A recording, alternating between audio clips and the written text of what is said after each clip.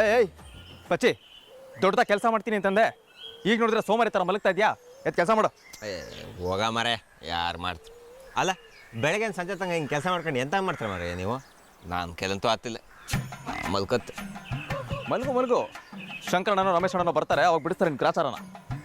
ಹೋಗ ಮರೆ, ಶಂಕರಣ್ಣ ಅದು ಮೊದಲಿದ್ರು. ರಮೇಶಣ್ಣ ಕೆಲಸ ಮುಗಿಸ್ಕೊಂಡು ಹಾಗೆ ಮನೆಗೆ ಹೋತಿ ಅಂತಂದ. ನಿನಗ್ಯಾರು ಹೇಳ್ತಾರೆ? ಏನಾರ ಮಾಡ್ಕೊ.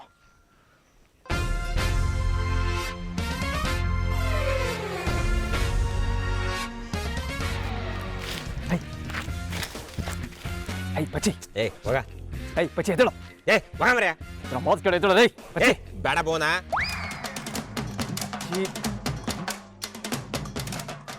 ಆಗ್ಲೇ ಹೇಳಿ ನನಗೆ. ನನ್ನ ಮೋದ್ ಕಡೆ ಎದ್ದೇಳು ಪಚ್ಚಿ. ಹೋಗ ಪಚ್ಚಿ. ಬೇಡ ಬೋನಾ. ಒಂದ್ಸಲ ಕಣ್ಬಿಟ್ಟು ನೋಡಪ್ಪ. ಶಂಕರಣ್ಣ, ಈ ಇಷ್ಟ ತನಕ ಕೆಲಸ ಮಾಡ್ತಾ ಇದ್ನಾಯ್ತು, ಕೇಳಿ ಬೋನನ್ನ.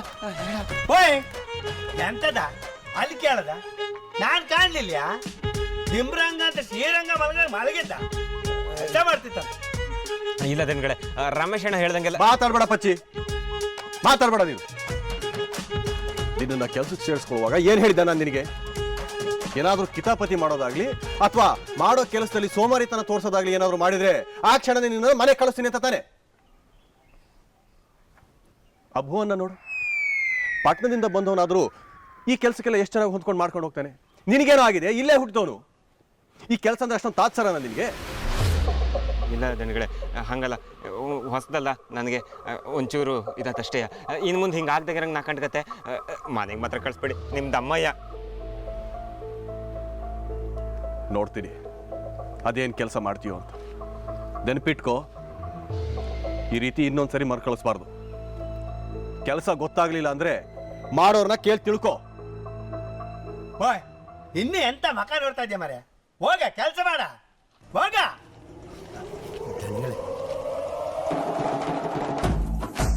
ಆಗ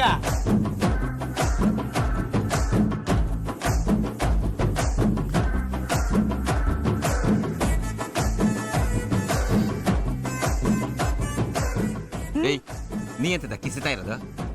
ದಣಿಗಳು ಬಂದ್ರು ಅಂತ ಒಂದು ಮಾತು ಹೇಳಕ್ಕೆ ಎಂತಾಗಿತ್ತು? ಬಾಯಾಗ ಕಡಪ್ ತುಂಬಿದ್ಯಾ? ಹೇಳಿದ್ರೆ ಕೇಳ್ತೀಯ ನೀನು? ಈಗ ಆಯ್ತಲ್ಲ ಮಂಗಳಾರತಿ, ಗೊತ್ತಾಯ್ತಾ? ಆ ಕೆಲಸ ಮಾಡು.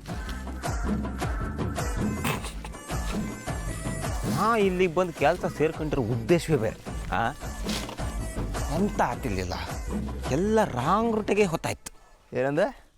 ಎಂತ ಇಲ್ಲ, ಕೆಲಸ ಮಾಡು ಅಂದೆ.